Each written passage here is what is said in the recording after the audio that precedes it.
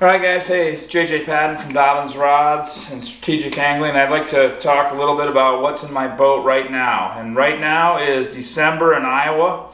The water is very cold. It's iced a little bit in some of the places, some of it's not. If you can find open water and deep water in marinas and deeper wintering areas, you can catch bass. And I was just going to go over some of the rods I've been using. First one would be a 702 spinning rod, and on that I would have a Ned rig. Here I have a Ned craw. You can use the TRD. Also the Tickler Z is a good option. All three of them, I like green pumpkins and oranges, green pumpkin blues, things like that. Most of the water is pretty clear, so 2-power spinning rod. This is a 702.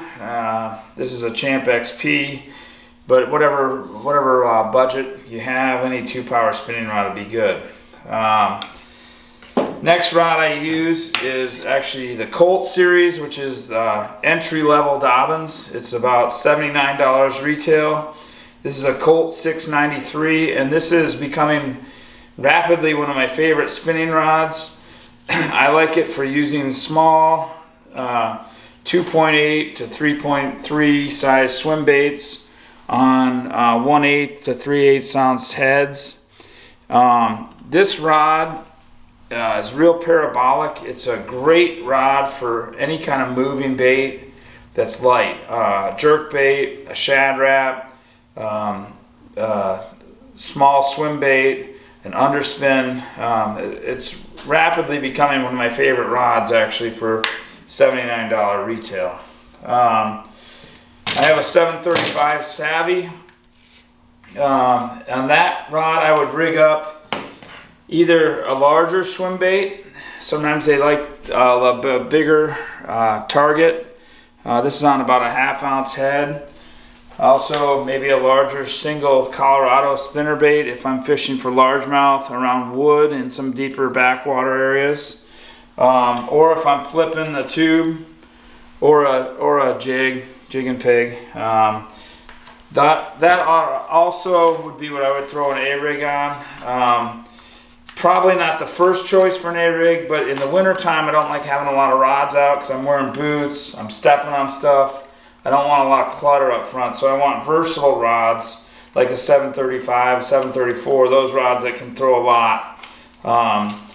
But that can throw small A-rigs. You know, here in Iowa you can have a couple of hooks. In Wisconsin you can have three 1/8 ounce hooks and then 2 dummies, and that rod will throw that just fine. Next rod, I don't have a reel on it right now, is a 635 CB. That's my jerkbait rod. I like a shorter rod, especially in winter. Long casts aren't really a premium.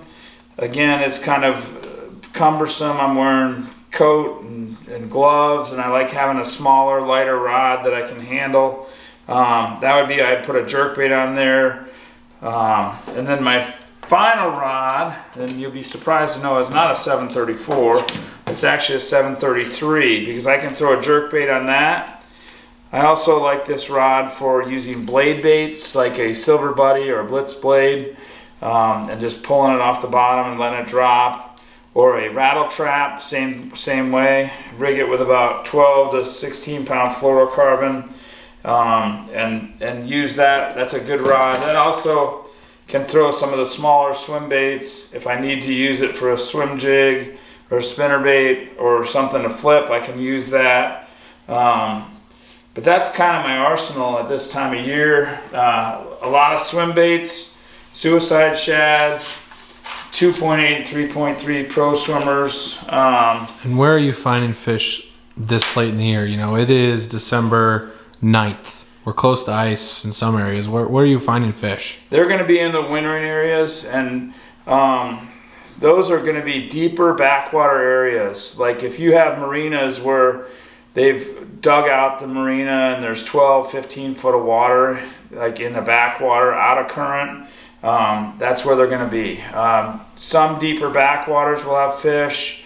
Areas that are not going to freeze, you're going to have 4 to 5 feet of water at least, because you don't want it to be somewhere where it's going to freeze top to bottom.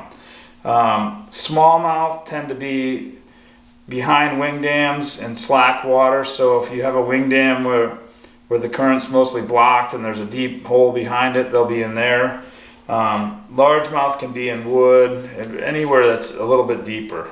Marinas are real good. If you got marinas on the river, if you're in a lake, you want a place where there's vertical, steep drops into a river channel or a creek channel or a bluff wall, that type of place, anywhere deep like that. If somebody was on the bank, one reel, one rod, one bait, this time of year, what are they using? I would throw a small swim bait, probably. I think you can fish this at any level of the water column. You can let it sink all the way to the bottom, reel it slow. You can reel it midway through the depth, and you'd want to kind of pay attention to your bites. If you're getting them after you let it sink for 5 seconds and reel it in, that means they may be suspended. And they will move through the day. When the sun comes up, they'll move. The shad, you'll start to see shad near the surface. The fish will follow them up, and they're there to eat, and they still eat in the wintertime, just not quite as much or as actively as they do other times of the year. The other option would be a jerkbait, probably.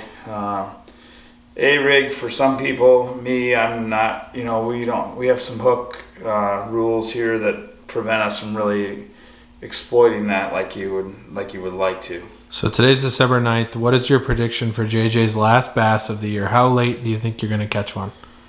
I'm hoping next Wednesday, which I think is the 15th. It's supposed to be 68 degrees, and that would be my hope, is that I could catch one or some that day. We'll have to keep them updated. Yep. All right, well, this has been another episode of Strategic Angling. Thank you, JJ, for running us through what's in the boat right now. Anything else you want to add for these guys? No, just don't give up. I mean, if there's open water, you can catch them. And I think Brady did a trout video earlier. The trout fishing this time of year is fantastic. The streams don't freeze, and there's not as many people out. They don't stock them, but there's still resident fish and some hangover fish that are still there. They don't stock them, but there's less pressure, so it kind of evens out, honestly. Yeah, I mean, you can go right into right where the hatchery is, and you're not even anyone there. So it's if you can't get onto a pond or a river or whatever, that's a good option. Okay, well, great. Well, we'll see you guys next week with another episode of Strategic Angling. Thank you for tuning in. Thanks, guys.